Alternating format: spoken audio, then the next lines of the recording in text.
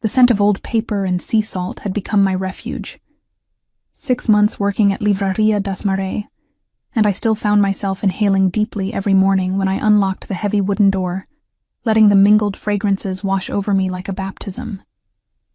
The bookstore smelled of possibility, of stories waiting to be discovered, of quiet corners where wounded souls could hide and heal.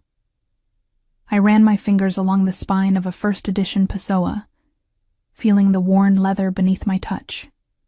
The texture reminded me why I'd fled here, to this small coastal town 3 hours from the city where I'd spent 5 years slowly disappearing. Here, in this converted townhouse with its creaking floors and walls lined floor to ceiling with books, I could finally breathe without measuring each breath against someone else's approval.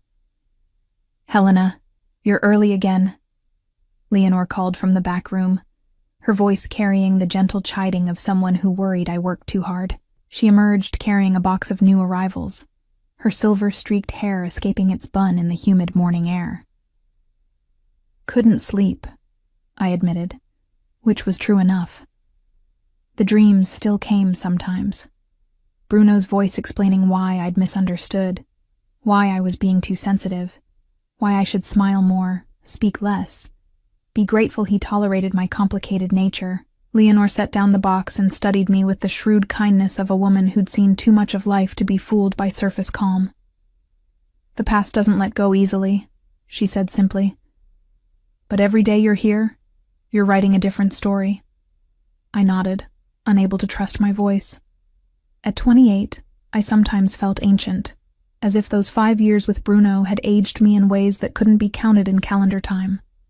Other days, I felt newborn, learning to walk in a world where my opinions mattered, where silence wasn't safer than speech. The morning passed in the comfortable rhythm I'd grown to love. I helped Carlos Pires, a retired professor who came every Tuesday seeking philosophy texts. I recommended a poetry collection to a young woman whose eyes held the same bruised wariness I recognized from my mirror. I organized the new arrivals, losing myself in the meditative work of categorizing stories, creating order from chaos. It was just past noon when the bell above the door chimed, and a man entered who seemed to carry a different quality of air around him. I looked up from the register where I was processing Carlos's purchase, and found myself meeting dark eyes that held an unexpected patience. He was tall, perhaps 34 or 35, dressed in the kind of casual elegance that spoke of wealth worn lightly. Linen shirt, well-fitted trousers, leather shoes that had molded to his feet through wear rather than newness. His hair was dark with threads of silver at the temples, and his face held the kind of quiet authority that didn't need to announce itself. "I'm looking for first editions," he said, his voice low and unhurried. "Portuguese poetry specifically, Fernando Pessoa, Florbela Espanca, if you have any." Carlos turned at the mention of poetry, his scholarly interest piqued. "Aye, you have excellent taste. Helena here can help you. She has an uncanny ability to match readers with exactly the right book." The man's gaze shifted fully to me, and I felt something unfamiliar stir in my chest. Not fear, which had become my default response to male attention, but curiosity. His look wasn't assessing or possessive. It was simply attentive. "I'd appreciate that," he said, offering a slight smile. "I'm Raphael." "Helena," I replied, surprised by the steadiness of my voice. "The poetry section is this way." As I led him through the maze of shelves toward the back corner where we kept our rare books, I was acutely aware of him following at a respectful distance. Not too close, not hovering, just present. It had been so long since I'd been around a man whose proximity didn't make my shoulders tense. "You have an impressive collection," Raphael observed, his fingers trailing along spines with the reverence of someone who truly loved books. "How long has this place been here?" "The building is over 100 years old," I said, relaxing into the familiar territory of the store's history. "It was a private library first, then a bookshop. The previous owner, Teresa, ran it for 40 years before retiring." She only agreed to sell because I promised to preserve its character. And have you? He asked, turning to look at me directly. The question felt weighted with more than casual interest. I met his gaze, considering. I'm trying. Some things deserve to be protected, even when, especially when, they've been damaged by time or neglect. Something flickered in his expression, understanding perhaps, or recognition of the layers beneath my words. That requires both strength and gentleness, he said quietly. Not everyone has that combination. I felt heat rise to my cheeks and turned back to the shelves to hide my reaction. What was it about this stranger that made me feel simultaneously seen and safe? With Bruno, I'd learned to hide, to make myself smaller, quieter, more palatable. This man's attention felt different, like sunlight after years of shadow. Here, I said, pulling down a volume with careful hands. First edition Pessoa, 1934. The binding's been restored, but the pages are original. Raphael took the book with the same careful reverence, his fingers brushing mine briefly in the exchange. The contact was incidental, professional, yet I felt it like a spark. When was the last time a man's touch hadn't made me flinch? It's perfect, he said, leafing through the pages with evident appreciation. What else would you recommend? For the next hour, we talked about poetry. Not in the performative way Bruno used to interrogate my reading, testing whether I'd truly understood, correcting my interpretations, explaining the real meaning. Raphael asked questions that had no wrong answers. What spoke to me? Which poems I returned to when life felt heavy? What made me fall in love with words in the first place? I found myself answering honestly, without the self-censorship that had become my second language. I told him about discovering poetry after my mother died when I was 15, how Florbella Espansa's words about longing and loss had given shape to my grief, how reading became my safe space when my father remarried quickly and our home filled with a stranger's rules. Books saved me, I admitted, then immediately wondered why I'd revealed something so personal to someone I'd just met. But Raphael only nodded, his expression thoughtful. They're faithful in a way people often aren't, he said. They don't change their meaning depending on their mood. They don't tell you you're misremembering what you read. The specificity of that last comment caught my attention. I looked at him more carefully, seeing past the surface confidence to something harder underneath. Experience, perhaps, of his own betrayals. No, I agreed softly. They don't gaslight you. His eyes sharpened at my choice of words, and I realized I'd said more than I intended. But instead of prying or offering unwanted sympathy, Raphael simply held my gaze for a moment, acknowledging what I'd revealed without demanding more. I'll take this one, he said, lifting the Pessoa. And I'd like to come back, if that's all right, to see what else you'd recommend. Of course, I said, professional warmth replacing the intimacy that had crept into our conversation. We're open Tuesday through Saturday, 10 to 6. As I rang up his purchase, wrapping the book carefully in brown paper, Raphael pulled out a business card. I own a hotel chain, he explained. Boutique properties, mostly along the coast. I'm developing a new location about 20 minutes from here, trying to create spaces that feel like sanctuaries rather than just places to sleep. I took the card, reading, Raphael Moniz, Moniz Hospitality Group. The address was in Lisbon, but there was a local phone number as well. If you ever want to discuss creating a small library for the hotel, he continued, I'd value your expertise. The guests I want to attract are the kind who travel with books. It was a professional offer, nothing more. Yet something in the way he presented it felt like an invitation to continue our conversation beyond these walls. Not a demand, not pressure, just an open door I could choose to walk through or not.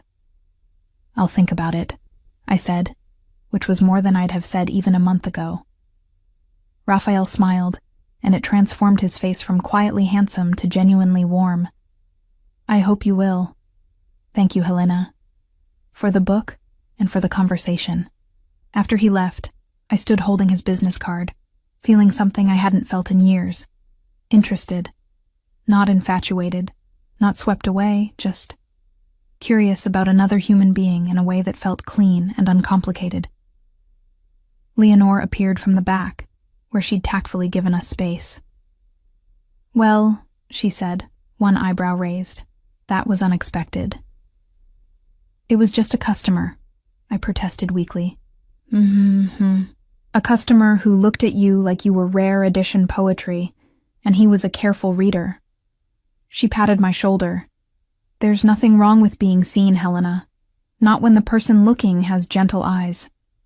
That night, in my small apartment above the bookstore, I sat on my balcony overlooking the ocean and thought about Raphael's question. What made me fall in love with words in the first place? The answer, I realized, was that words had never lied to me. When Bruno said, "I love you," what he meant was, "I love controlling you." When he said, "I'm just trying to help," what he meant was, "I'm trying to make you doubt yourself." When he said, "You're too sensitive," what he meant was, "Your feelings are inconvenient."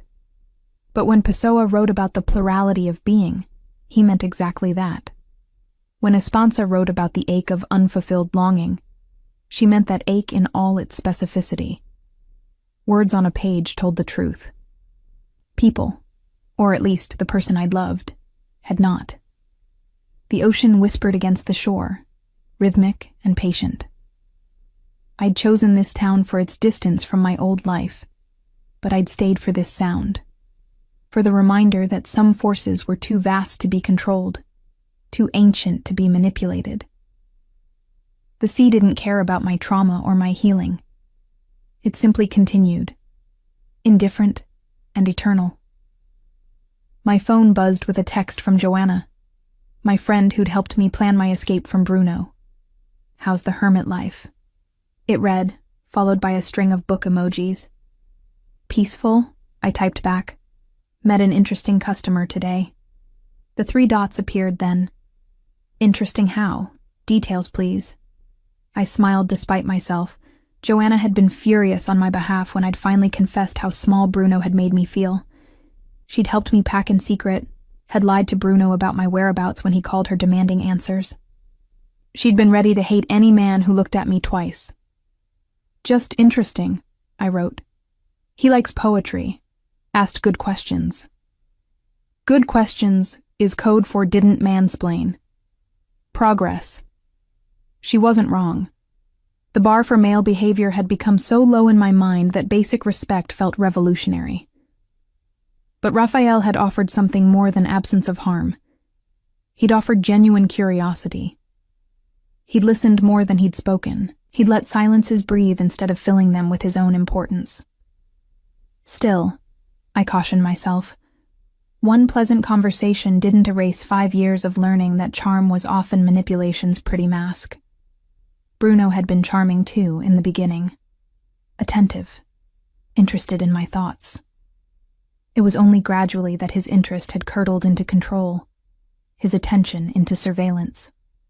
I tucked Raphael's card into my journal, neither throwing it away nor acting on it. Liminal space felt safer than commitment. Even commitment to something as simple as a phone call about hotel libraries. The next few days passed in their gentle rhythm. I opened the store, helped customers, closed up each evening. Carlos came for his Tuesday philosophy, and we discussed Kant over tea in the reading nook. A young couple bought a collection of love poetry, their hands intertwined, their futures bright with untested promises. I tried not to feel cynical about their happiness. Thursday afternoon, the bell chimed again, and Raphael returned. "I finished it," he said, holding up the Pessoa, in one sitting, at 3 a.m, unable to stop. I smiled, recognizing the slightly dazed look of someone emerging from a deep reading experience. That's the Pessoa effect. He gets under your skin. He does, Raphael agreed, so I'm hoping you'll recommend what I should read next. Over the following weeks, This became our pattern. Raphael would come in, we'd talk about what he'd read, and I'd recommend something new. Our conversations expanded beyond books. He told me about his hotels, about trying to build something meaningful in an industry often focused solely on profit. I told him about the store, about my vision for making it more than just a business, a genuine community space. He never asked about my past, never pried into why a 28-year-old woman was running a bookstore in a small town, instead of pursuing whatever life I might have had before. His lack of curiosity about my wounds felt paradoxically like the deepest form of respect. He was interested in who I was now, not who I'd been. Still, I kept our interactions bounded by the bookstore's walls. When he invited me to dinner to discuss the hotel library project, I demurred. When he suggested we continue a conversation over coffee, I smiled and changed the subject. Some part of me remained convinced that stepping beyond this careful friendship would shatter the safety I'd built. It was Leonore who finally called me on it. "You know he's courting you," she said one evening as we closed up. In the old-fashioned sense, slowly, respectfully, but definitely courting. "We're just friends," I protested. "Helena." She fixed me with a look that had probably worked on her own children decades ago. "I've watched customers flirt with you for 6 months. You've mastered the art of polite distance. With Raphael, you lean in. You light up. You're present in a way you never are with anyone else. It doesn't mean you have to do anything," Leonore interrupted gently. "But it does mean you might want to examine why the possibility of happiness terrifies you more than the certainty of loneliness." Her words haunted me that night. Was I terrified of happiness? Or was I simply being realistic about the likelihood of being hurt again? Bruno had taught me that men who seemed good could be very good at seeming. How could I trust my judgment when it had failed me so catastrophically before? The next time Raphael came in, a rainy Tuesday that had kept most customers away, I was shelving books in the poetry section when he found me. "Helena," he said, his voice soft in the quiet store. "I have a question, and I want you to know there's no wrong answer. No pressure." I turned, heart suddenly racing, both hoping for and dreading what he might ask. "Would you have dinner with me?" he said simply. "Not to talk about the hotel project, just to talk, because I enjoy your company, and I'd like to know you better beyond these walls." I stared at Raphael, my hand still resting on the poetry shelf, feeling the weight of his question settle between us like something physical. The rain drummed against the windows, creating a cocoon of sound that made the rest of the world feel distant. I started, then stopped, unsure how to explain the tangle of want and fear in my chest. Raphael didn't rush to fill the silence. He simply waited, his dark eyes patient, his posture open. Not leaning in, not crowding me, just present. The same quality I'd noticed in him from the beginning, this ability to take up space without demanding it. "I'm not good at this," I finally said, gesturing vaguely between us. "At trusting my judgment about people." "That makes sense," he replied, and something in my chest loosened at his lack of protest or reassurance. He wasn't trying to convince me I was wrong to be cautious. "Can I tell you what I see? And you can decide if I'm right?" I nodded, curious despite my wariness. "I see someone who's been hurt by someone who made her doubt herself," Raphael said quietly. "I see someone who's built something beautiful here, in this bookstore, in this town. A life that feels safe, because she controls it.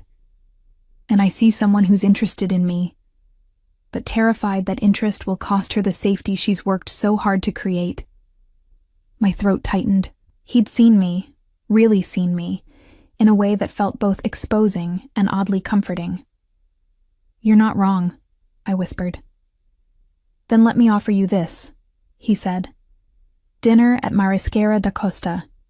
It's public, well lit, The owner, Teresa, knows you. If at any point you want to leave, you leave. No questions, no hard feelings. We can go back to being customer and bookseller, and I'll respect that boundary completely. The specificity of his offer, the way he'd thought through my potential fears and addressed them without making me articulate them, did something to the careful walls I'd built. This was a man who understood that safety had to be built brick by brick, not demanded as proof of trust. Friday, I heard myself say. 7 o'clock. Raphael's smile was warm, but not triumphant. Friday at 7. Thank you, Helena. After he left, I sat in the reading nook, rain light filtering through the windows, and wondered what I'd just agreed to. Leonore emerged from the back room where she'd been tactfully absent. You said yes, she observed. I said yes, I confirmed, still surprised at myself. Leonore, what if I'm making a mistake? What if I can't tell the difference between a good man and a good actor? She sat beside me, her weathered hands folding over mine. Then you learn, and you leave, and you survive. Just like you did before. But Helena, staying afraid forever isn't protection. It's just a different kind of prison. That night, I called Joanna. I have a date Friday, I said, as soon as she answered. The shriek on the other end made me pull the phone away from my ear. With poetry, man? Helena, details, everything. What are you wearing? Where are you going? Have I taught you nothing about first date strategy? Despite my nerves, I laughed. It's just dinner, at Marisquera da Costa.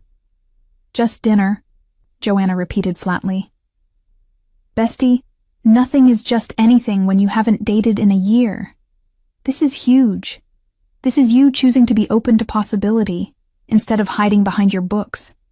No offense to your books, I know they're your children. They are easier than humans, I admitted. They're also not going to keep you warm at night or make you laugh or challenge you to grow, Joanna countered. Look, I'm not saying this Raphael guy is the one or whatever. I'm just saying, you deserve to find out if there could be something real there. You deserve to be treated well. And if he's not treating you well, you'll know, because you know what not well looks like now. She was right. That was the strange gift Bruno had given me through his cruelty. A crystal clear understanding of what I wouldn't tolerate again. The gaslighting, the subtle put-downs, the way he'd trained me to question my own perceptions. I'd learned those patterns. I could recognize them. The question was, could I recognize their absence? Could I trust that kindness might be genuine rather than just manipulation's opening move? Friday arrived with surprising speed. I'd told myself all week that it was just dinner, nothing momentous, but my hands still shook as I dressed in a simple blue dress that Joanna had insisted I buy months ago. For when you're ready, she'd said then. Apparently ready had arrived. Marisquera da Costa was a small restaurant on the waterfront, family-owned for 3 generations, known for its fresh seafood and intimate atmosphere. I arrived exactly at 7, neither early nor late, and found Raphael already there, standing outside in the warm evening air. He'd dressed carefully too, button-down shirt, jacket, but nothing too formal. The look of someone who wanted to make an effort without overdoing it. When he saw me, his face lit up in a way that made my stomach flutter. Helena, he said, and my name in his mouth sounded like something precious. You look beautiful. Thank you, I managed, accepting his offered arm as we walked inside. Teresa, the owner, greeted us warmly and led us to a corner table with a view of the ocean. The sun was beginning its descent, painting the water in shades of gold and amber. It was almost aggressively romantic, and I felt a spike of panic. Was this too much? Too fast? But then Raphael said, Is this all right? I asked for a table by the window because I thought you'd appreciate the view.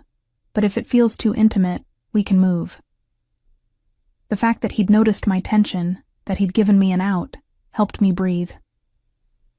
It's perfect, I said, and meant it. The evening unfolded like the best kind of story, the kind where you forget you're reading because you're so immersed in the world being created. We talked about everything and nothing. He told me about growing up in Lisbon, about his father's small hotel that he'd helped expand into something larger, about his mother, who'd died when he was 20, and how her love of books had been his first inheritance. She used to read to me every night, he said, his voice softening with memory. Even when I was far too old for bedtime stories, poetry, novels, plays, she believed stories were how we learned to be human. She sounds wonderful, I said. And in that moment, I understood something about Raphael. His gentleness with books, his patience with me, came from a woman who'd taught him that tenderness wasn't weakness. She would have liked you, he said simply. She always said the best people were the ones who'd been broken and chose kindness anyway. The observation was too accurate, too knowing. What makes you think I've been broken? I asked, trying to keep my voice light. Raphael met my gaze steadily. Because I have been too, and I recognize the particular way you hold yourself, like you're ready to disappear if the world becomes too sharp around the edges. I set down my wine glass, hands trembling slightly. I was with someone, I said, the words emerging before I could stop them. For 5 years. He was. He made me feel like I was always wrong. About everything. My thoughts, my feelings, my memories. By the end, I didn't trust myself at all. What was his name? Raphael asked quietly. Bruno. Even saying it felt like summoning a ghost. Bruno Salazar. Something flickered across Raphael's face. Recognition, maybe, or something darker. I know that name, he said carefully. He's a lawyer in Lisbon, isn't he? Corporate litigation? My stomach dropped. You know him? I've met him, Raphael said, his voice taking on an edge I hadn't heard before. At business functions. He paused, choosing his words. He has a reputation for being charming and absolutely ruthless. People either love him or are terrified of him.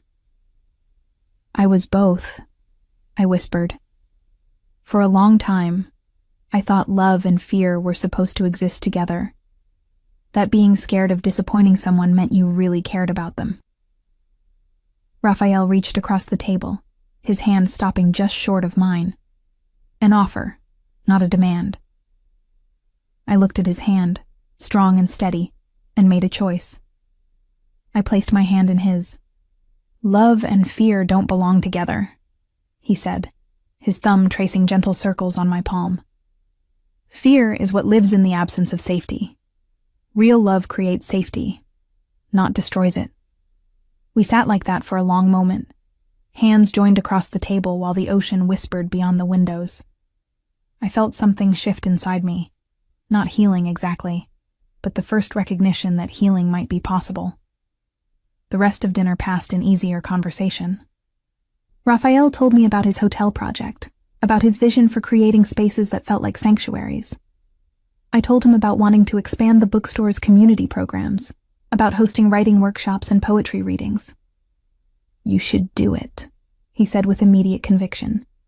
The town needs spaces like that, places where people can create, not just consume.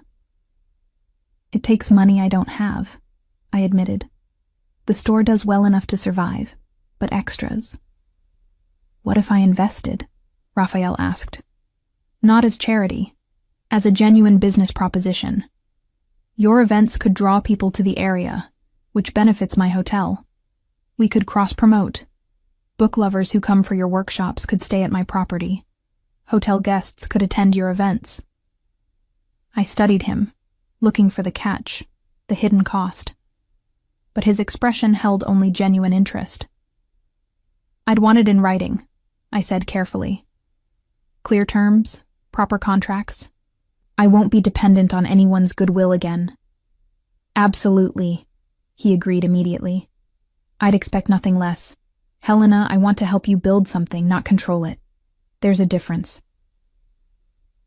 As we left the restaurant, walking slowly along the waterfront, Raphael said, I should tell you something.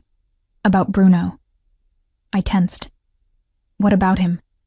He's been calling around, Raphael said carefully, asking about you, trying to find out where you went. He called my office 2 weeks ago.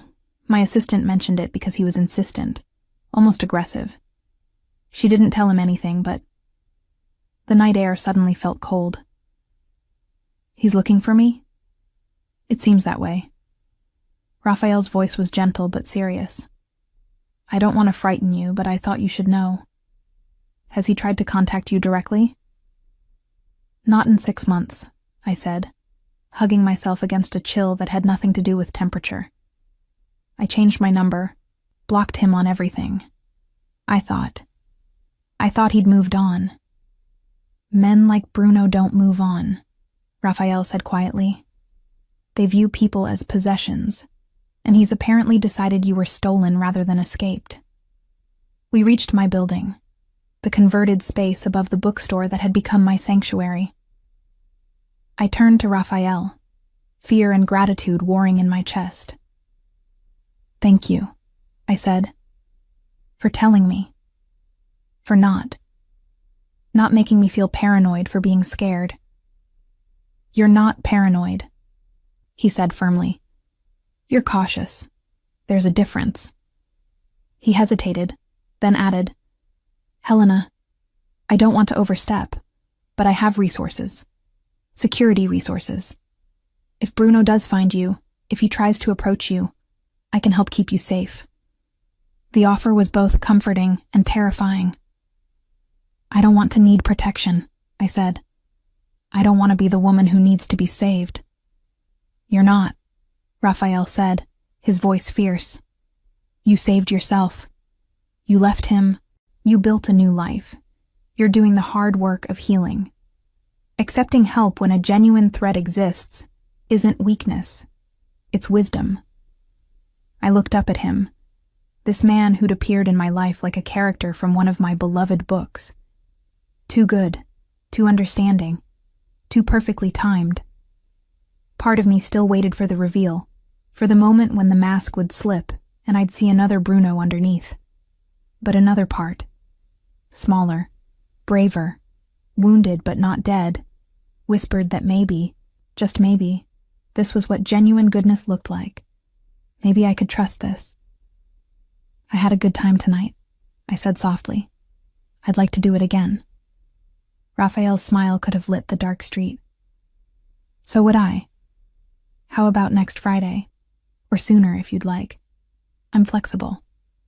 Next Friday, I agreed, needing the space to process everything. The date, the revelation about Bruno, the unfamiliar feeling of hope blooming in my chest like something fragile and new. He kissed my cheek, brief, chaste, respectful, and waited until I was safely inside before walking away. I watched from my window as he got into his car, and only then let myself acknowledge the full scope of what I was feeling. Terrified and excited in equal measure, like standing at the edge of something vast and unknown.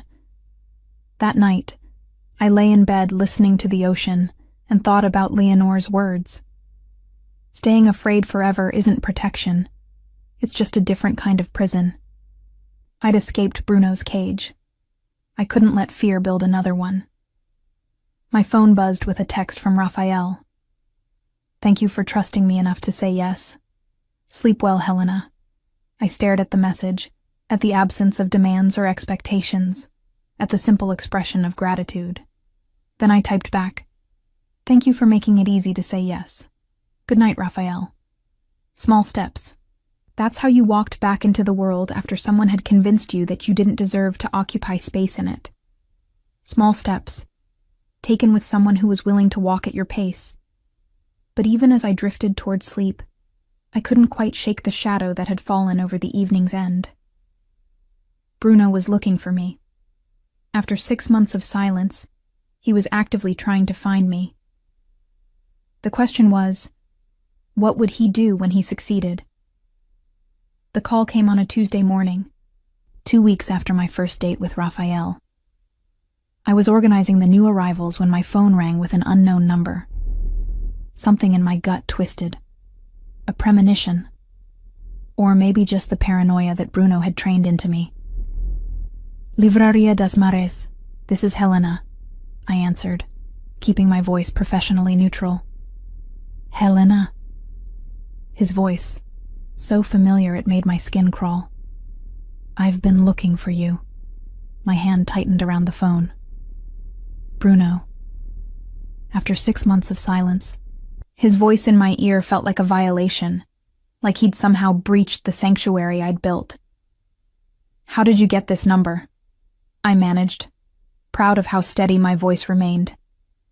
Does it matter? His tone was light, almost amused, as if my escape had been a game and he'd finally won. I'm impressed, actually. You hid very well. New town, new number, cash-only apartment rental so I couldn't trace credit cards. Very thorough. The casual way he cataloged my precautions made my blood run cold. He'd been actively hunting me, peeling back the layers of safety I'd constructed. What do you want, Bruno? I asked, moving toward the back room where Leonore couldn't overhear. What I've always wanted. You. Us. Helena. We need to talk about what happened, about why you left. You were confused, overwhelmed. I understand that now, but we can work through it. I forgive you. The audacity of it. His forgiveness, as if I were the one who'd done something wrong, sparked anger through my fear. This was classic Bruno, rewriting history, positioning himself as the victim, offering grace I'd never asked for. There's nothing to work through, I said firmly. I left because you made me feel worthless, because I finally realized that the person I'd become with you, silent, scared, constantly apologizing, wasn't who I wanted to be. See, this is what I'm talking about. His voice took on that patient, explanatory tone I knew so well. You've constructed this narrative where I'm the villain and you're the victim. But Helena, everything I did was because I loved you. I wanted you to be better, stronger. My criticism was meant to help you grow. I closed my eyes, recognizing the manipulation even as part of me, the part he'd trained so well, wanted to believe him, wanted to think that maybe I had been too sensitive, too quick to take offense. But then I thought of Raphael, of how his attention felt like sunlight instead of surveillance, of how he'd listened to my opinions without correcting them, how he'd noticed my fears without exploiting them. No, I said clearly. Love doesn't diminish. It doesn't convince you that your thoughts are wrong or your feelings are invalid. What you did wasn't love, Bruno. It was control. The silence on the other end stretched long enough that I thought he might have hung up. Then, is there someone else? Is that what this is about? This isn't about anyone else, I said, though I felt a flash of fear for Raphael. This is about me choosing myself for the first time in 5 years. Helena. His voice dropped, taking on the dangerous edge I remembered from arguments that had left me shaking. I've invested 5 years in us. I shaped you, helped you become someone worth knowing. You don't get to just throw that away because you had a moment of doubt. The possessiveness in his words, the implication that I was his creation, his project, made something snap inside me. I'm not throwing anything away, I said, my voice stronger than I'd ever managed with him before. I'm reclaiming myself. And I need you to stop looking for me. Stop calling me. Stop trying to pull me back into a relationship that nearly destroyed me. You're being dramatic, he said dismissively. You always did have a flair for the theatrical. Listen, I'm coming to see you. We'll talk in person. Sort this out like adults. I'll be there Friday evening. No. The word came out sharp, final. Don't come here, Bruno. I don't want to see you. It's not a negotiation, Helena. We're going to talk, and you're going to listen. I'll see you Friday. He hung up before I could respond, leaving me standing in the back room, phone clutched in my trembling hand. The walls I'd built, the safety I'd created, suddenly felt paper thin. Bruno had found me. He was coming, and he'd chosen Friday, the night of my second date with Raphael. I called Raphael immediately, my fingers fumbling with the phone. He answered on the second ring, his voice warm. Helena, I was just thinking about you. Bruno called, I said without preamble. He knows where I am. He's coming Friday night. The warmth in his voice evaporated, replaced by sharp focus. Are you safe right now? Are you at the store?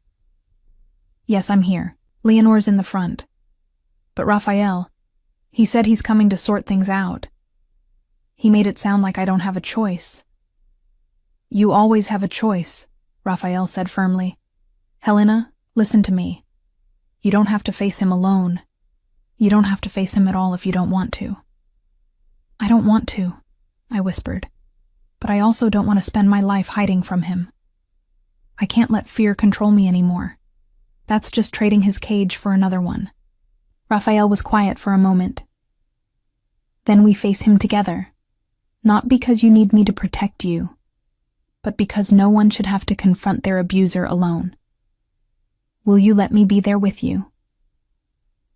The offer was framed so carefully. Not rescue, but support. Not taking over, but standing beside. Yes, I said. I'd like that. Good. Now let's make a plan. Public place, witnesses, clear boundaries. We control the narrative, not him. Over the next few days, we prepared.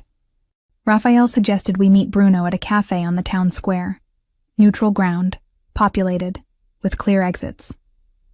He'd be there with me, not as my protector, but as my partner, someone who could bear witness to whatever Bruno said. Joanna called every night, coaching me through possible conversations. Remember, she'd say, you don't owe him explanations. You don't owe him closure. You don't owe him anything except clear boundaries and enforcement of them. Thursday night, Raphael came to my apartment for the first time. We'd been seeing each other regularly for 2 weeks, but always in public spaces, always with clear endpoints. Having him in my personal space felt intimate, vulnerable. I brought dinner, he said, holding up a bag from a local restaurant. Figured you might not feel like cooking. We ate on my small balcony, the ocean providing its constant soundtrack. Raphael didn't push for conversation, seemed content to simply be present while I worked through my anxiety in silence. Finally, I said, Tell me about when you were broken. You said you'd been hurt too. Raphael set down his fork, his expression growing distant. Her name was Katerina. We were engaged, planning a wedding. I thought we were building a future together. Then I discovered she'd been feeding information about my business to a competitor, using me to undermine my own company. That's horrible, I breathed. The worst part wasn't the betrayal, he said slowly. It was realizing I'd ignored signs because I wanted to believe in the fairy tale. She'd drop comments about my boring attention to ethics, about how I could make more money if I were willing to bend rules. I thought she was just more ambitious than me. Turns out she was more corrupt. How did you move past it? I asked, slowly. He smiled without humor. Therapy, time, learning that my judgment wasn't fundamentally broken. I just trusted someone who was very good at lying. And eventually, I let myself be open again. Not naive, not unguarded, but open. Is that what I am? I asked softly. You being open again? Raphael reached across the small table, taking my hand. You're what happens when someone who's learned to be careful meets someone worth the risk. Helena, I can't promise I'll never hurt you. I'm human. I'll make mistakes. But I can promise I'll never deliberately make you feel small or wrong or less than.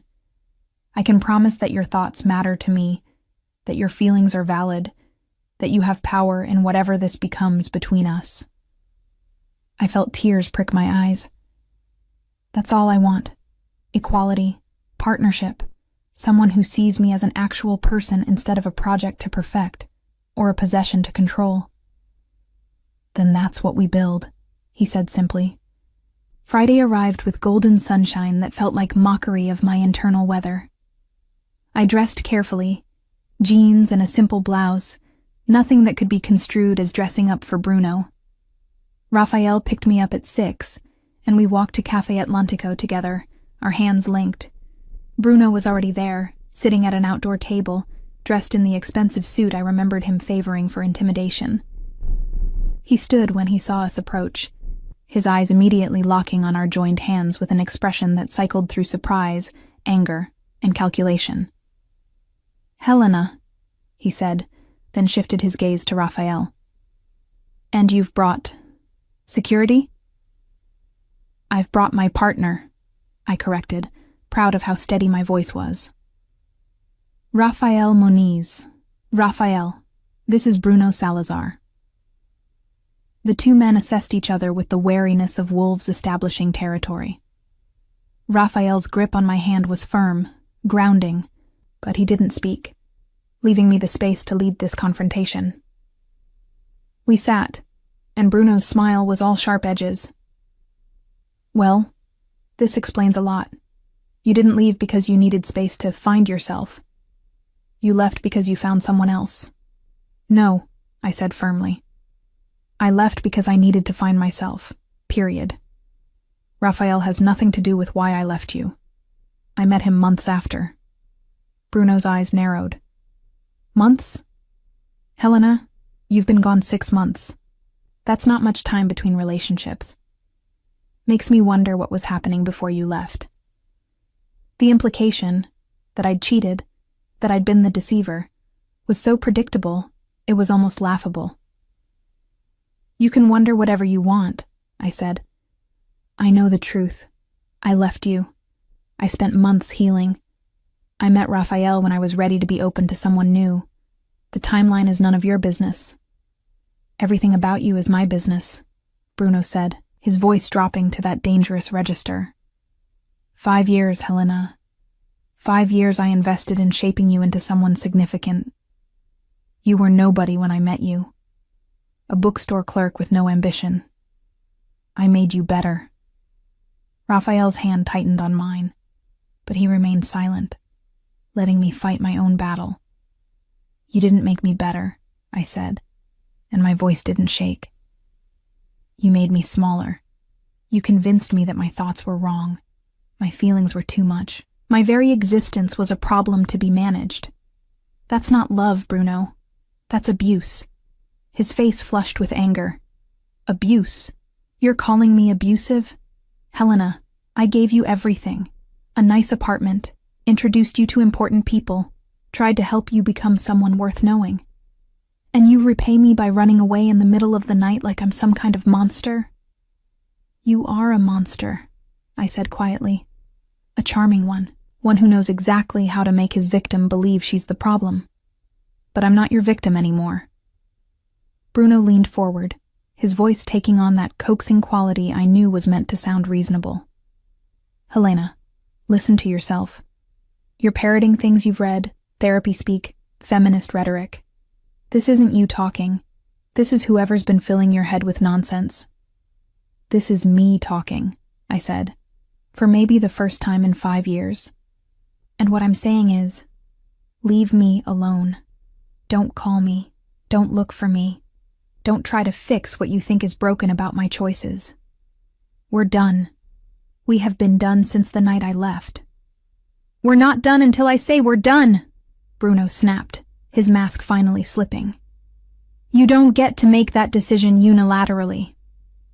"Actually," Raphael said, speaking for the first time, his voice calm and implacable, "she does. That's how consent works, Bruno. in relationships, in conversations, in any interaction between human beings. She's withdrawing hers. You need to respect that. Bruno's gaze swung to Raphael with pure hatred. And who are you to lecture me? Her new puppet master? Trading one controller for another, Helena? How feminist of you. Raphael isn't controlling me, I said. He's supporting me while I do something I should have done years ago.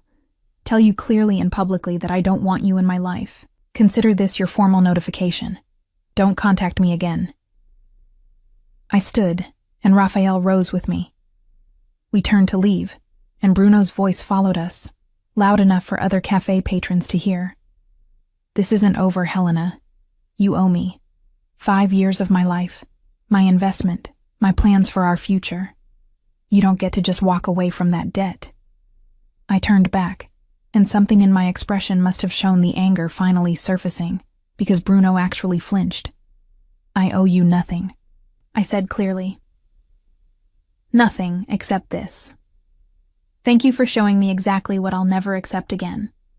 Thank you for hurting me enough that I finally learned what love isn't supposed to feel like. And thank you for letting me go, even if you didn't mean to, so I could discover what it feels like to breathe. We walked away then, leaving Bruno sitting alone at his table, his face mottled with rage and humiliation. My hands were shaking, adrenaline flooding my system. But I'd done it. I'd faced him. I'd told him clearly what I needed. I'd chosen myself. Raphael waited until we were a block away before pulling me into his arms. You were magnificent, he murmured into my hair. So strong. So clear. I'm proud of you. I let myself collapse into his embrace, feeling the tremors rack through me now that the confrontation was over. I can't believe I did that, I whispered. I stood up to him. I didn't apologize or explain or justify. I just told him no. You did, Raphael confirmed, and you meant it. That's the difference between words and boundaries. You set a real boundary and enforced it. That took courage. We stood like that for a long moment, wrapped in each other while the sunset painted the sky behind us. I'd faced my past. I'd reclaimed my voice. And I'd done it with someone beside me who believed I could, who'd given me space to be strong, instead of rushing in to be strong for me. I'm still scared, I admitted. He looked so angry. What if he doesn't accept this? Then we deal with it, Raphael said firmly. Together. But Helena, you don't have to live in fear of his reactions anymore. His anger is his problem, not yours to manage. That night, in my apartment with Raphael on my balcony, I felt something shift. The fear was still there. I doubted it would disappear overnight. But underneath it, something new. Pride, self-respect, the beginning of belief that maybe, just maybe, I deserved the kind of love that Raphael was offering, the kind that made me bigger instead of smaller. Thank you, I said, my hand finding his in the darkness. For being there, for letting me fight my own battle but not making me fight it alone. Always, Raphael replied, and I heard the promise in his voice. Not a promise to rescue me, but to witness me rescuing myself. To be the steady presence that held space for my healing without trying to rush or control it. It was exactly what I needed. Maybe it was even what love was supposed to look like. Not dramatic rescue or consuming passion, but quiet partnership. Two people choosing each other, over and over, in the small moments that built a life. The text arrived 3 days after the confrontation with Bruno. We need to talk about what happened at the cafe. I was out of line. Can we meet privately? Just to talk, no pressure. I stared at my phone, reading and rereading the message. It looked like an apology, sounded like contrition.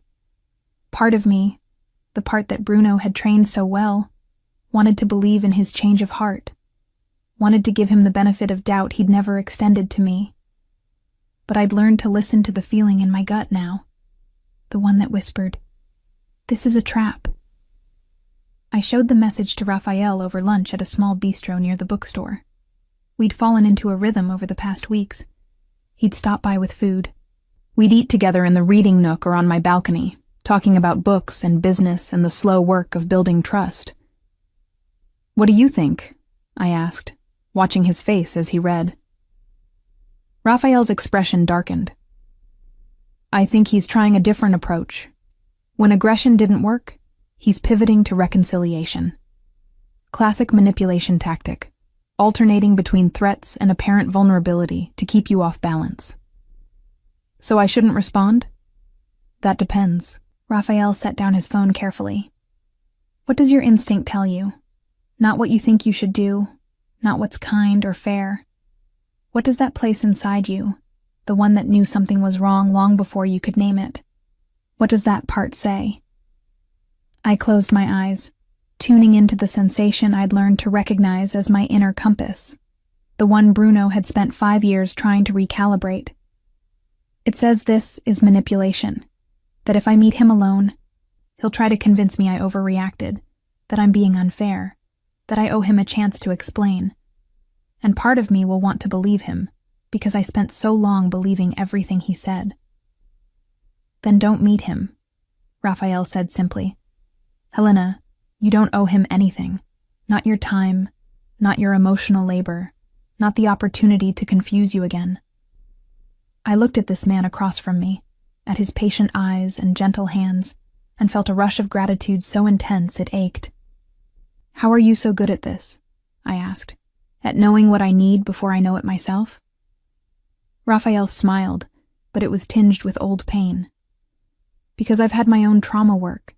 I know what it feels like to have someone weaponize your kindness against you, to make you doubt your reality. After Katerina, I spent 2 years in therapy, learning to trust my instincts again. I'm just sharing what I learned. The honesty of it, his willingness to admit his own wounds, his own healing journey, made something loosen in my chest. We were both survivors of different betrayals, both learning to build something new from the wreckage. I'm not going to respond, I decided. If he really wanted to apologize, he could do it via text. The insistence on meeting privately is about control, not contrition. "Good," Raphael said, then hesitated. "Helena, I want to tell you something about Bruno." My stomach tightened. "What about him?" "I had someone look into his activities. Not invasively," he added quickly, seeing my expression. "Just public records, professional reputation. He's had 3 complaints filed against him with the Bar Association in the past 2 years. 2 from former colleagues, 1 from a client. All alleging aggressive behavior, manipulation, and what one complaint called systematic psychological harassment. I felt cold despite the warm afternoon.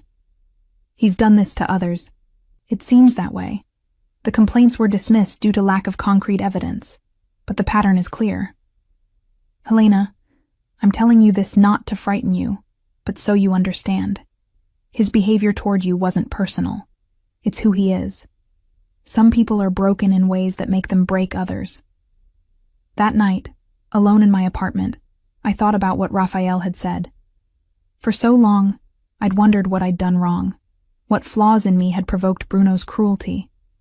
But if he treated others the same way, if this was his pattern, rather than my failing, the realization was both liberating and sad.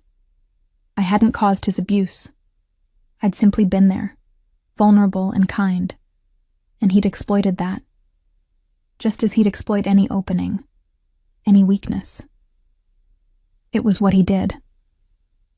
The next morning, I found a package outside the bookstore door. My name was written in Bruno's distinctive handwriting on the plain brown paper.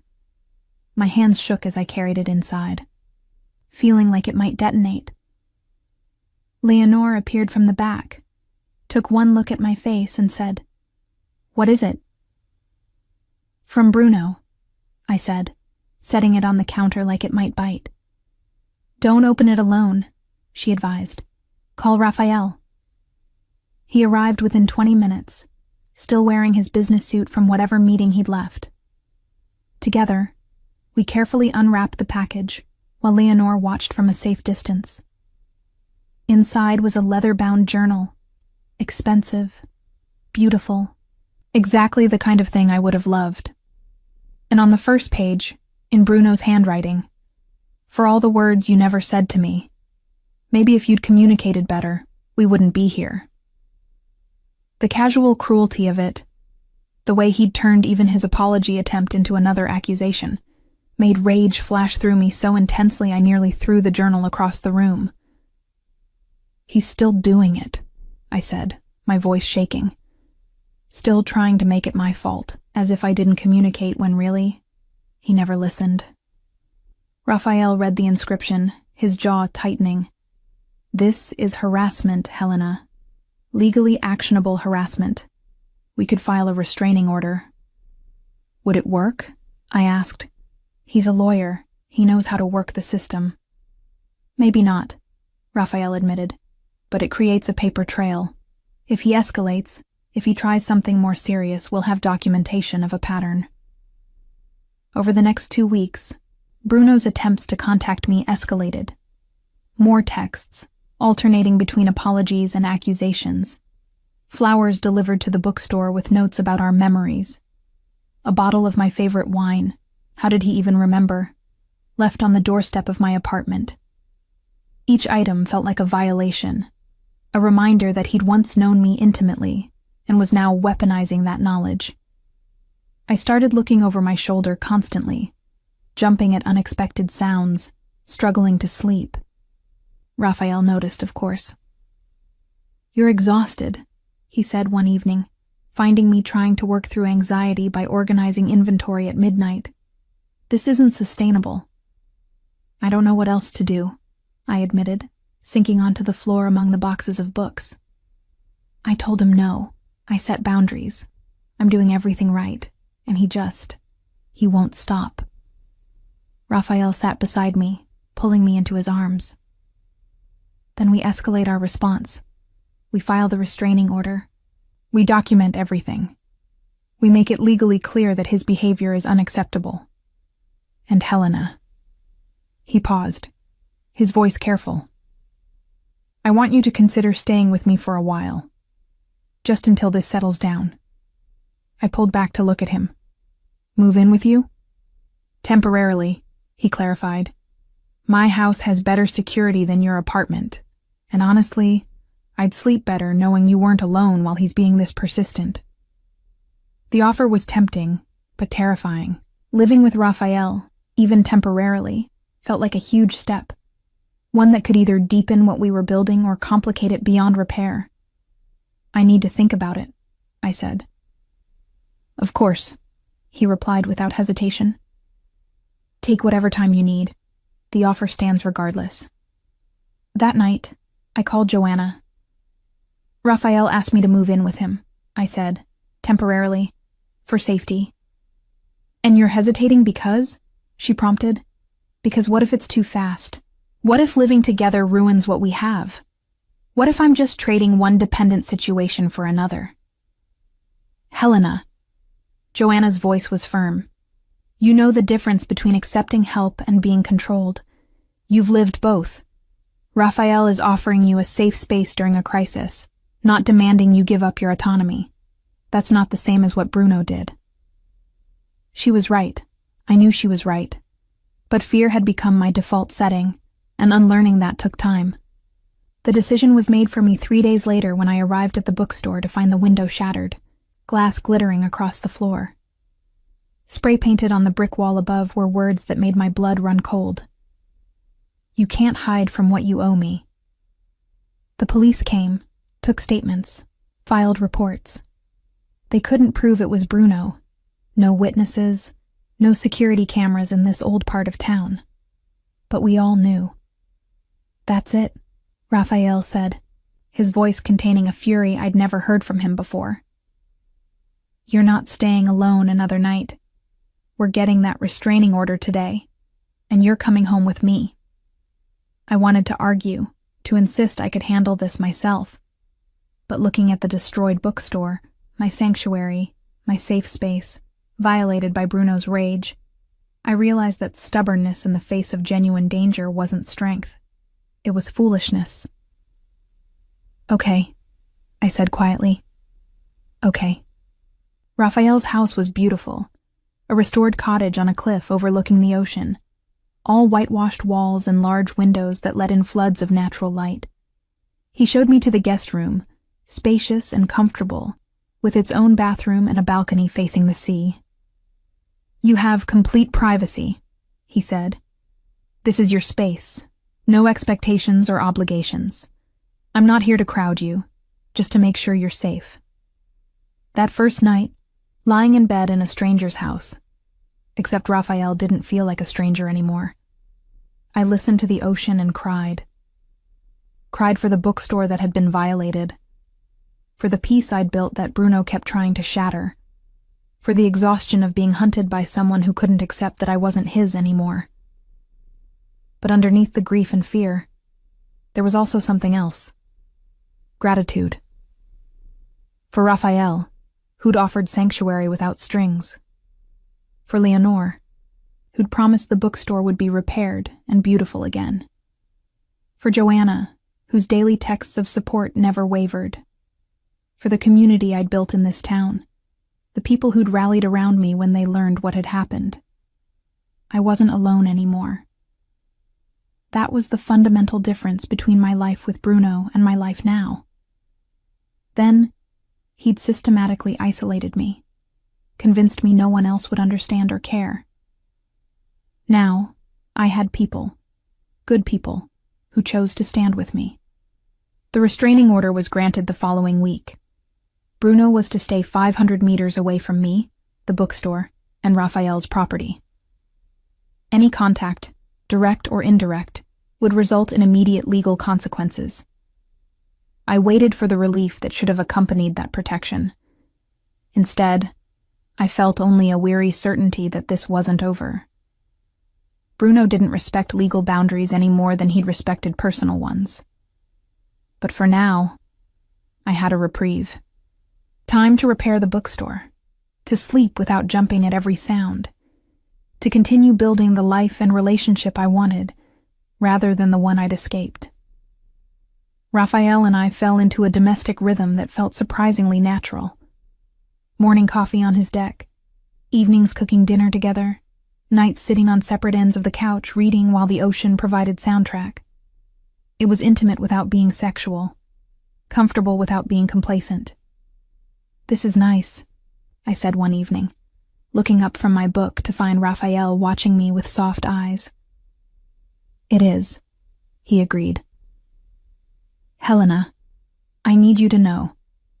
There's no pressure for this to become anything more than it is right now. We're not on a timeline. We're just being." The permission to exist in the moment, without rushing toward some predetermined endpoint, was another gift.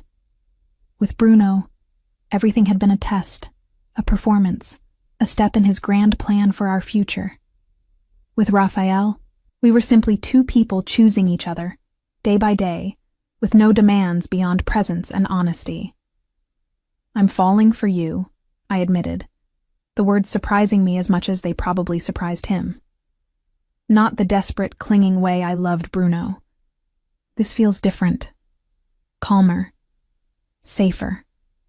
Like coming home instead of being swept away. Raphael set down his book and moved to sit beside me, taking my hand. "I'm falling for you too," he said simply. "And you're right.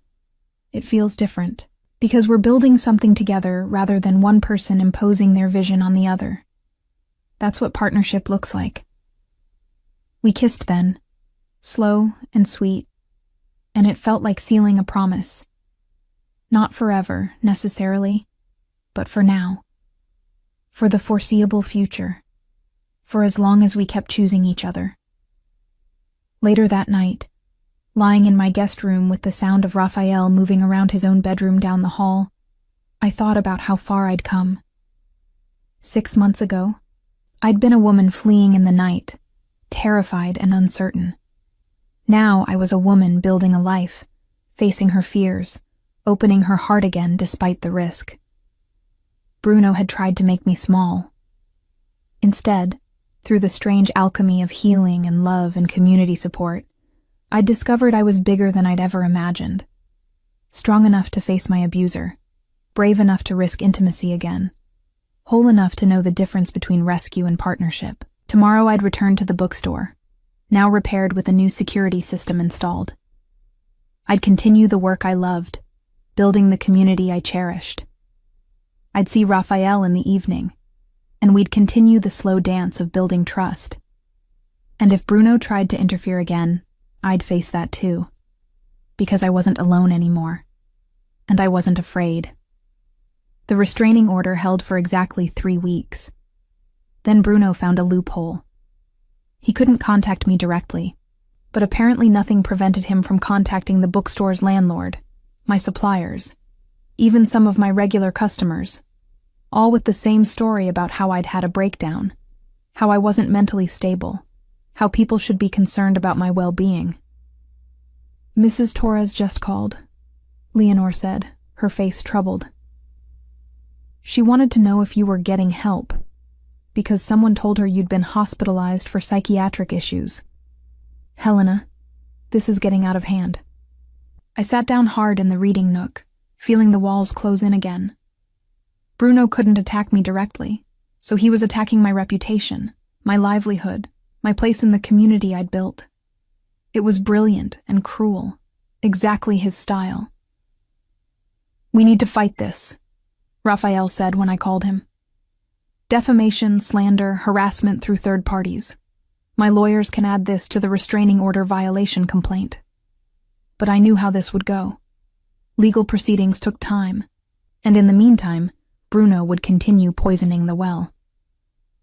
Already I'd noticed some customers treating me with extra gentleness, the kind reserved for the fragile or unwell. I need to address this publicly, I decided. Host an event at the bookstore, invite the community, tell the truth. Not the details, those are mine, but enough that people understand I left an abusive relationship, and my ex is now harassing me. Raphael was quiet for a moment. "That's brave," he said finally, "and risky. It makes you vulnerable." "I'm already vulnerable," I countered. "At least this way, I control the narrative instead of letting Bruno write it for me." The following Saturday, I hosted what I called a community conversation at the bookstore.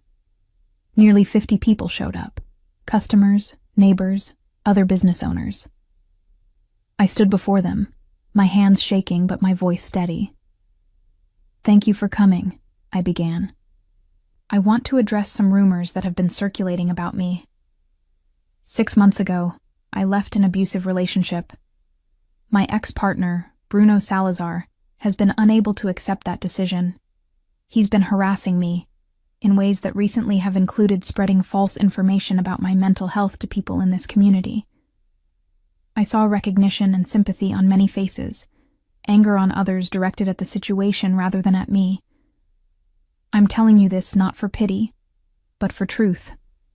Because I've learned that secrets give abusers power, and sunlight is the best disinfectant. Bruno is attempting to isolate me by damaging my reputation and relationships. I'm asking you not to let him succeed. If anyone contacts you with concerns about my well-being, please refer them to me directly. And please know, I'm not fragile. I'm not broken. I'm a survivor, and I'm rebuilding my life here in this community that I love." The response was overwhelming. People came forward with stories of their own. Partners who wouldn't let go, exes who'd stalked them, relationships that had left scars. I realized I wasn't just fighting for myself anymore. I was fighting for everyone who'd ever been made to feel small by someone who claimed to love them. Carlos, my Tuesday philosophy customer, stood up. "I have a question," he said, his retired professor's voice carrying authority. "What can we as a community do to support you?" I hadn't expected that. Believe me, I said simply. If you hear stories about me, ask me about them. Don't assume the worst. And if anyone sees or hears from Bruno, please let me know immediately. Knowledge is protection. Teresa, the restaurant owner, raised her hand. We're a small town. Word gets around fast. I think we should make it known that Bruno Salazar isn't welcome in our establishments. Business owners can refuse service, and we should. A murmur of agreement rippled through the crowd. I felt tears prick my eyes at this unexpected solidarity, this community choosing to protect one of their own. After the event, as I was cleaning up, Raphael found me in the back room crying over a stack of sympathy cards people had left. Hey, he said softly, pulling me into his arms. Those are happy tears, I hope. I don't know what they are, I admitted. I feel so seen, supported. I expected judgment or pity, but instead, people are rallying around me. It's overwhelming. It's what you deserve, Raphael said firmly. Helena, you've built something real here. These people care about you because you've cared about them. You've created a space of warmth and welcome. Of course, they want to protect that. That night, at Raphael's house where I was still staying, we sat on his deck watching the sunset. I'd been living there for nearly a month, and the temporary arrangement had started to feel permanent in a way that both comforted and scared me. I need to talk about what happens next, I said. With us, I mean. Raphael turned to face me, his expression open and patient. Okay. I can't stay in your guest room forever, I began. At some point, I need to reclaim my independence, my own space. But Raphael, I also don't want to leave. Being here with you has felt right, like home in a way nowhere else has. Then stay, he said simply. Not as my guest, but as my partner. Move your things into my room, our room. Make this house as much yours as mine. No timeline, no pressure, just choosing to build a life together. What if Bruno escalates? I asked. What if staying with you puts you in danger too? Raphael's laugh was sharp. Helena, Bruno isn't dangerous to me. He's a bully who targets people he perceives as weaker. I'm not weak, and I have resources he doesn't. If anything, you staying here makes you safer because he knows he can't isolate or intimidate you when you have a strong support system. I want to say yes, I admitted. But I'm scared of needing you too much, of becoming dependent. There's a difference between dependency and interdependency, Raphael said. Dependency is when one person holds all the power and the other person can't function without them. Interdependency is when two whole people choose to support each other while maintaining their individual autonomy. You have your bookstore, your work, your community. I have my hotels, my projects. We're not merging into one person. We're two people creating a shared life. The distinction mattered. With Bruno, I'd lost myself in trying to be what he wanted. With Raphael, I was discovering more of myself than I'd known existed. Yes, I said. I want to try. I want to make this our home. The kiss that followed felt like signing a contract in the best possible way. A mutual agreement, entered into freely, with clear terms and honest intentions. Over the next few weeks, I moved my belongings from my apartment into Raphael's house. It was strange and wonderful to blend our lives, my books mixing with his, my coffee mugs in his kitchen, my clothes in his closet. We negotiated small things. Who cooked on which nights, how warm to keep the house, where to eat breakfast. The bookstore flourished. The community conversation had created unexpected momentum. People came specifically because they wanted to support me, stayed because they genuinely loved the space. I started hosting monthly events, poetry readings, book clubs, author visits. The programming I dreamed about but couldn't afford to implement became possible with Raphael's investment and the community's enthusiasm. "You've created something special," Leonore said one afternoon, watching as a writing group met in the reading nook. Teresa would be proud. 3 months after the restraining order, I finally began to relax. Bruno had gone quiet. No contact, no sightings, no third-party harassment. My lawyer suggested he'd likely moved on to easier targets, found some other woman to manipulate. I wanted to believe it. But some part of me remained vigilant, waiting for the other shoe to drop. It happened on a Tuesday evening in June. I was closing the bookstore alone. Leonore had left early for a family commitment. When I heard the door chime, I looked up and froze. Bruno stood in the doorway, his expression strange. Not angry, not threatening, but almost sad. He'd lost weight, I noticed, and there were dark circles under his eyes that made him look older than his 34 years. "You're violating the restraining order," I said, my voice surprisingly steady as I reached for my phone. "Leave now, or I'm calling the police." "Please," he said, holding up his hands in a gesture of peace. "Just give me 5 minutes. That's all I ask. 5 minutes, and then I'll leave and never bother you again." Every instinct screamed at me to refuse, to call Raphael, to get out of there immediately. But something in Bruno's demeanor held me. Not threat, but what looked like genuine desperation. 5 minutes, I agreed against my better judgment. "You stand by the door where I can see the exit, and I'm timing this." Bruno nodded, staying exactly where he was. "Helena, I need you to know. I understand now. What I did to you, how I made you feel. I've been seeing a therapist since the restraining order, working through some things." I wanted to believe him. God, how I wanted to believe that people could change, that Bruno had genuinely done the work of self-reflection and growth. But I'd learned to listen to my gut, and my gut said, "This is manipulation's newest costume." "I'm glad you're in therapy," I said carefully. "That's important work. But Bruno, it doesn't change anything between us. We're done. We've been done. Your growth journey, if it's genuine, is for you, not for us." "I know that," he said quickly. "I'm not here to ask you to come back. I'm here to apologize. Really apologize. Not the conditional kind where I blame you or make excuses. Just, I'm sorry. For everything I did. For how I treated you. For not seeing you as a full person with your own thoughts and feelings. I'm sorry." The apology sounded genuine. His body language seemed open, vulnerable. And yet, "Thank you for saying that," I said.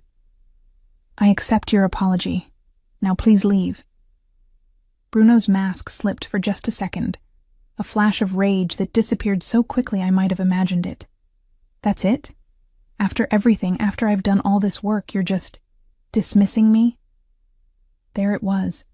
The expectation that his apology entitled him to my forgiveness, my time, my emotional labor. That doing the bare minimum of acknowledging his wrongs meant I owed him something. "Yes," I said firmly. "That's it. Your work is for you, not for me. I don't owe you forgiveness or reconciliation or continued relationship just because you've allegedly improved. Now leave, Bruno. Your 5 minutes are up." His face hardened. "You've changed," he said, and it wasn't a compliment. "You used to be kind, compassionate. Now you're cold, hard. What did he do to you?" "He helped me find the strength I always had," I replied. "He didn't change me, Bruno. You did. You showed me what I won't tolerate, and Raphael showed me what I deserve. Now for the last time, leave." "Or what?" Bruno challenged, taking a step closer. "You'll call your boyfriend? The police? Helena, I came here to apologize, and you're treating me like a criminal." "You are a criminal," I said, backing toward the register where I'd left my phone. "You're violating a restraining order." You have 10 seconds to leave before I press dial. For a moment, I thought he might rush me. His body tensed, his hands clenched into fists, and I saw the full fury he'd always kept carefully masked beneath charm and concern. Then the door chimed again, and Carlos walked in. My Tuesday regular, there for the philosophy discussion we'd scheduled, and I'd completely forgotten. "Helena, I'm not late, am I?" he asked, then took in the scene, Bruno's aggressive posture, my defensive stance, the tension crackling in the air. "Is everything all right?" The spell broke. Bruno smoothed his expression, offered a false smile, and said, "We're fine. Just finishing up a conversation." "Helena, think about what I said. You'll regret this stubbornness." He walked out, and I sank against the counter, legs shaking. Carlos locked the door behind Bruno and turned to me. "Should I call someone? Raphael? The police?" "Both," I said. "Please." What followed was a blur. Police report, Raphael arriving with his lawyers, security footage reviewed. Bruno had been in the store for exactly 7 minutes, 2 minutes longer than the 5 he'd promised. He'd violated the restraining order, and now there would be consequences. That night, safe in Raphael's arms in our bedroom, I finally let myself fall apart. "I thought I was getting better," I sobbed. I thought I was strong enough that he couldn't shake me. But seeing him, hearing his voice, I felt like that scared woman again. "You are strong," Raphael murmured, his hand stroking my hair. "You stood your ground. You didn't let him manipulate you. You called for help when you needed it. Helena, strength isn't never being afraid. It's being afraid and doing what you need to anyway." "He's never going to stop," I whispered. "No matter how many restraining orders, no matter what the courts say, he's going to keep coming." Raphael pulled back to look at me, his expression serious. "Then we escalate. We make it clear, legally, publicly, definitively, that his behavior has consequences. And Helena, I need you to consider something." "What?" "Leaving town for a while, just until the legal system catches up with him. I have a property in the Azores, beautiful and isolated. We could both work remotely for a few months. Let the lawyers handle Bruno. Come back when it's truly safe." The offer was tempting, but it was also, in a way, letting Bruno win, letting him drive me from the home and community I'd built. "I don't want to run again," I said. "I ran once and he found me. If I keep running, I'll spend my whole life in hiding. I want to stand my ground. I want him to be the one who has to leave." Raphael nodded slowly. "Okay, then we fight. Whatever you need, whatever it takes, we fight." Over the following weeks, we did exactly that. Bruno was charged with violating the restraining order and spent a night in jail before posting bail. My lawyer filed additional complaints, including stalking and harassment charges. The Bar Association received detailed documentation of his behavior, including testimony from his other victims, who'd found courage in my public stand. And slowly, the tide began to turn. Bruno was suspended from practicing law pending investigation. His reputation in the legal community took serious hits. The pressure of actual consequences began to break through his conviction that he was untouchable. One evening, as Raphael and I prepared dinner together in our kitchen, my phone rang with an unfamiliar number. I'd learned to be wary of unknown calls, but something made me answer. "Ms. Carvalho?" An unfamiliar woman's voice. "This is Detective Pires with the Judicial Police. I'm calling to inform you that Bruno Salazar has agreed to a plea deal regarding the charges against him. In exchange for suspended sentence and probation, he's agreed to mandatory psychiatric treatment and a 5-year no-contact order. He's also agreed to leave the region entirely. He'll be relocating to Porto." I sank into a chair, barely believing what I was hearing. He's leaving? For real?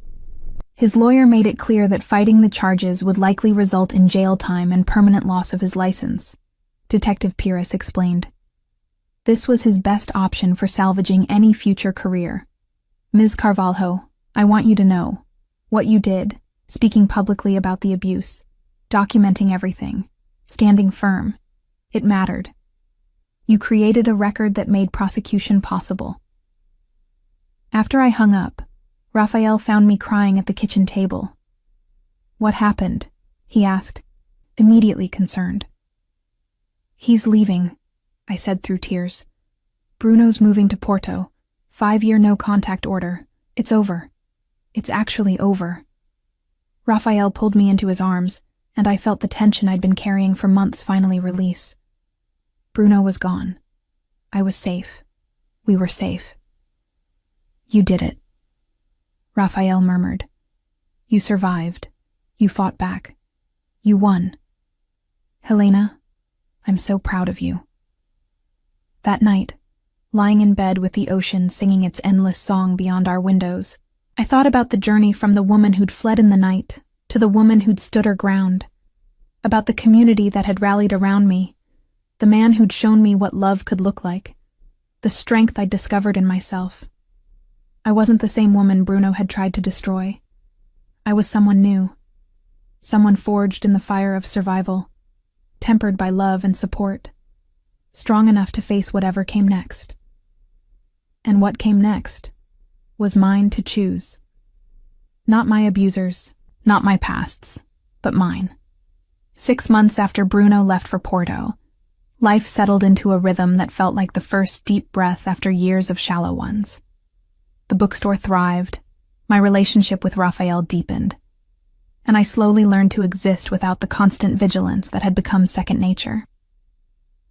You're different, Joanna observed during one of her visits, watching me laugh unselfconsciously at something Raphael had said. Lighter somehow, like you've finally stopped waiting for disaster. She was right. The hypervigilance had faded, replaced by something I'd almost forgotten. Peace. The simple pleasure of living without fear, of making plans for a future I actually believed I'd have. Raphael and I had been talking about expanding the bookstore model, creating similar community spaces in other coastal towns, places where books and conversation could weave together. It was a shared dream, the kind that emerged from long conversations on our deck, from seeing what we'd built together and imagining its potential. I have something I want to show you, Raphael said one Saturday morning, his eyes bright with barely contained excitement. A surprise. I'd learned to trust his surprises. They were never manipulative or controlling, just thoughtful gestures that showed how well he'd come to know me. Show me, I said, intrigued. He drove us along the coast to a neighboring town, about 30 minutes north. As we pulled up to a large, beautiful building overlooking the ocean, my breath caught. It was clearly an old hotel, probably from the early 20th century, with that classic Portuguese architecture I loved. Azulejo tiles, wrought iron balconies, large windows designed to capture the sea views. It's been abandoned for 15 years, Raphael explained as we got out of the car. The owner finally agreed to sell. Helena, I bought it for us. For our dream. I turned to stare at him. You bought a hotel? Not just a hotel, he said, taking my hand and leading me to the entrance. A literary inn. Ground floor is a bookstore, bigger than your current one, with space for events, readings, workshops. The upper floors are guest rooms, each one themed after a different author. Pessoa, Saramago, Espansa. People can come for weekend retreats, immerse themselves in literature and ocean air. As he unlocked the door and we stepped inside, I could see it. The potential beneath the dust and disrepair. The grand reading room that could host events. The nooks perfect for quiet reading. The balconies where guests could sit with coffee and books. It would be ours, Raphael continued. Equal partners in both ownership and operation. You'd have complete creative control over the literary side. I'd handle the hospitality logistics. Helena, this could be something really special. I turned to him, overwhelmed by the vision he was offering. This is enormous. The investment, the work, the risk. "I believe in you," he said simply. "I believe in us, and I believe in what we can create together." "But Helena, I need you to know, I'm not proposing this to tie you to me or make you dependent. If you say yes, we'll have ironclad legal agreements about your ownership stake, your autonomy, your ability to walk away if it doesn't work. I'm not Bruno. I don't trap people." The explicit acknowledgement of my fears, the practical steps he'd already thought through to protect my independence. This was exactly why I'd fallen in love with this man. He understood that trust was built through actions, not promises. "Show me the rest," I said, smiling through tears. We spent hours exploring the building, Raphael pointing out possibilities while I cataloged the spaces in my mind. This room for poetry readings, that corner for a children's section, these balconies for intimate book discussions with the ocean as backdrop. "There's one more thing," Raphael said as we stood on the top floor, looking out at the endless blue of sea-meeting sky. "I wanted to show you this first, to make sure you loved it. Because if you do, if you say yes to the inn." He turned to face me, and I saw nervousness in his expression for the first time since I'd known him. "If you say yes to the inn, I want to ask if you'll say yes to something else too." He pulled a small box from his pocket, and my heart began to race. "Helena Carvalho," he said, opening it to reveal a simple gold band with a small emerald. My birthstone, I realized, not a diamond. "I'm not asking you to complete me or save me or fix something broken. I'm asking if you want to build a life with someone who sees you, values you, challenges you to grow while supporting exactly who you are. Will you marry me?" I looked at the ring, at his face, at the building around us that represented our shared future. And I thought about the journey that had brought me here. The woman who'd fled an abusive relationship, who'd rebuilt herself book by book, who'd learned to trust again despite every reason not to. "Yes," I said, the word feeling like freedom rather than confinement. Yes to the inn, yes to the partnership, yes to marriage, yes to all of it. The kiss that followed tasted of salt air and happy tears, and the promise of a future we'd write together. Over the next several months, we threw ourselves into the renovation. I worked mornings at the original bookstore, which Leonore agreed to manage day to day, then spent afternoons at the inn project. Raphael juggled his existing properties while overseeing construction, and somehow we made it work. "You're happy," Leonore observed one Tuesday, watching me organize book orders with a lightness that had been absent for so long.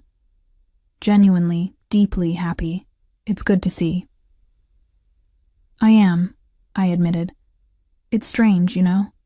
I spent so long just trying to survive, to be okay. I forgot what it felt like to actually thrive." The community rallied around the project, too. Carlos volunteered to lead philosophy discussions at the inn. Teresa offered to cater the opening event.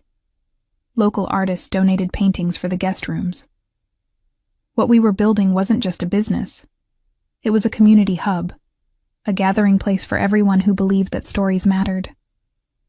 3 weeks before the inn's grand opening, I received an unexpected letter. The return address was Porto, and my stomach clenched when I recognized the handwriting. I debated not opening it, but curiosity won out. Inside was a single page, Bruno's familiar scrawl covering it. "Helena, I know I have no right to contact you, even via letter, but I'm in treatment now. Real treatment, not the manipulative show I put on before. My therapist suggested I write this, not to send it, but to process my actions. I'm sending it anyway, because you deserve to know. I understand now what I did to you. I systematically destroyed your confidence, isolated you from support, made you doubt your own reality. I did this consciously, methodically, because making you small made me feel powerful. This wasn't love. This was abuse. You were right to leave. You were right to fight back. You were right about everything. I don't expect forgiveness, and I'm not asking for contact. I just wanted you to know. I see it now, and I'm sorry. I hope you found the happiness I tried to steal from you. You deserve it. Bruno. I read it 3 times, looking for hidden barbs or manipulation, but it seemed genuine. Not that it changed anything. Sorry didn't undo trauma, didn't erase years of systematic emotional abuse. But perhaps it offered something. Closure.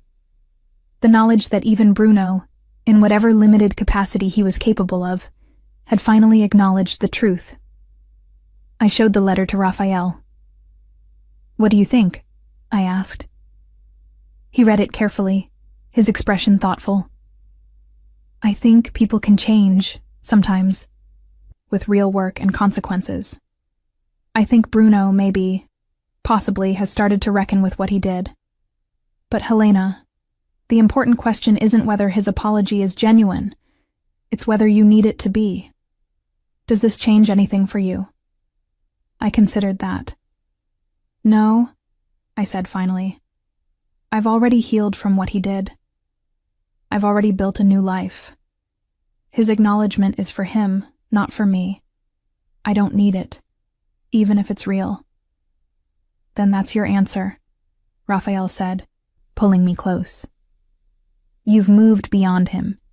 He's not your story anymore. He's just a chapter you survived. What comes next? That's what matters." The inn's grand opening fell on a perfect October evening, the kind where the last warmth of summer meets the first crispness of autumn. We'd decided to call it Casa das Letras, House of Letters, and the name was painted in elegant script above the entrance. Nearly 200 people came. Friends, customers, community members, even some of Raphael's business associates who'd heard about the project and wanted to support it. The bookstore space glowed with warm lighting, its shelves already filled with carefully curated selections. Upstairs, the guest rooms stood ready, each one a tribute to a Portuguese literary giant. I stood at the entrance, watching people flow in with wonder and excitement, and felt a profound sense of accomplishment. This place, this beautiful space dedicated to stories and community, existed because I'd survived, because I'd chosen to rebuild rather than remain broken. "Speech time," Raphael murmured, appearing at my elbow with a glass of wine. "Ready?" I nodded, taking his hand as we moved to the center of the room. The crowd quieted, faces turning toward us with warmth and anticipation. "Thank you all for coming," I began, my voice steadier than I'd expected. Casa das Letras exists because of this community, your support, your belief, your love of stories. But more personally, it exists because almost 2 years ago, I made a choice to leave a situation that was destroying me. I fled to this coastline believing I needed to hide, to disappear, to make myself small enough that I wouldn't be found. I felt Raphael's hand squeeze mine, encouraging. But this community taught me something different. You taught me that safety isn't found in hiding. It's built through connection, through standing firm, through allowing ourselves to be seen and supported. This building represents that lesson. It's a place where people can come to be themselves, to read and talk and create without fear of judgment. A sanctuary not through isolation, but through community. I paused, looking around at the faces of people who'd stood by me through everything. I also want to thank my partner in every sense, Raphael Moniz, who showed me what love looks like when it's not twisted with control, who believed in me when I barely believed in myself, who helped me build not just this place, but a life worth living. Raphael smiled, his eyes bright, and I continued. So tonight, we're not just opening a literary inn, we're opening a space dedicated to the idea that our stories don't end with our traumas, that we can write new chapters, better ones, chapters filled with connection and creation and joy. Welcome to Casa das Letras. Welcome to the next chapter. The applause was thunderous, accompanied by cheers and the clinking of glasses. People surged forward to congratulate us, to tour the space, to claim spots for upcoming workshops and events.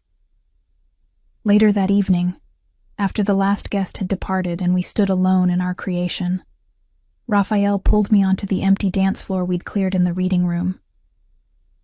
"Dance with me," he said, pulling out his phone and starting music. Soft, instrumental, the kind that wrapped around you like a warm blanket.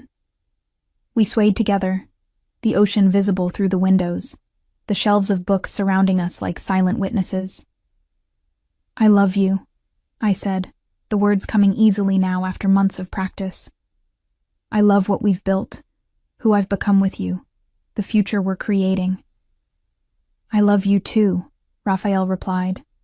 "And Helena, I'm proud of you, of the woman who had the courage to leave, the strength to rebuild, the wisdom to let love in again. You're extraordinary." As we danced in our bookstore, in our inn, in the life we'd deliberately crafted together, I thought about the question Raphael had asked me months ago. What made me fall in love with words in the first place? I had a new answer now. Words had power. The power to wound or heal, to diminish or elevate, to trap or liberate. Bruno had used words as weapons, twisting language until I couldn't trust my own thoughts. But words had also saved me. The poetry that gave shape to my pain, the friends who'd spoken truth when I needed it, the community that had said, "We believe you," and meant it. And now, words would be my gift to others. Through Casa das Letras, I'd create space for stories to be shared, for voices to be heard, for people to discover that their words mattered, that they mattered. 3 months after the opening, on a crisp January morning with the ocean wild and silver beyond our windows, Raphael and I got married. Not a big ceremony, just close friends and family in the inn's reading room, surrounded by books and love and the community that had saved me. I wore a simple cream dress, and Raphael wore a navy suit, and when we exchanged vows, they were words we'd written ourselves, promises of partnership, respect, and continued growth. "I promise to see you clearly," I said, my voice carrying through the quiet room. "To value your thoughts, honor your feelings, and never make you small to elevate myself. I promise to build with you, not over you. To choose you every day, as many days as we have." "I promise to create safety," Raphael replied, his eyes locked on mine. "Not through control, but through consistency. To be worthy of your trust, to hold your heart with the care it deserves, to stand beside you, not above you, to love you as you are, not as I wish you were." When we kissed as husband and wife, I felt something click into place. Not completion, because I'd learned I was already whole, but alignment. Two complete people choosing to walk the same path, side by side. That night, in the apartment we'd created on the inn's top floor, our private sanctuary above the public space, Raphael gave me a wedding gift. It was a leather journal, beautiful and expensive, but not the one Bruno had sent with his cruel inscription. "For the words you want to say," Raphael had written on the first page. "For the stories only you can tell. For the voice that deserves to be heard." I ran my fingers over the empty pages, feeling their potential. And I began to write.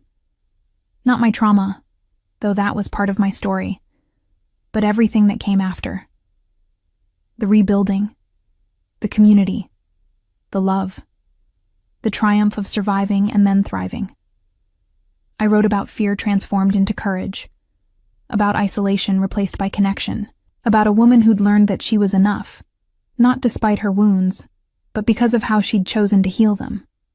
And as I wrote in my new journal, in my new home, next to my new husband, with the ocean singing its ancient song beyond our windows, I realized this was the happy ending. Not because everything was perfect, not because all the pain had disappeared, but because I'd chosen myself. Over and over, in 1,000 small decisions. I'd chosen my own worth, my own voice, my own story. And that choice, that continuous, deliberate choice, was the most powerful thing I'd ever done.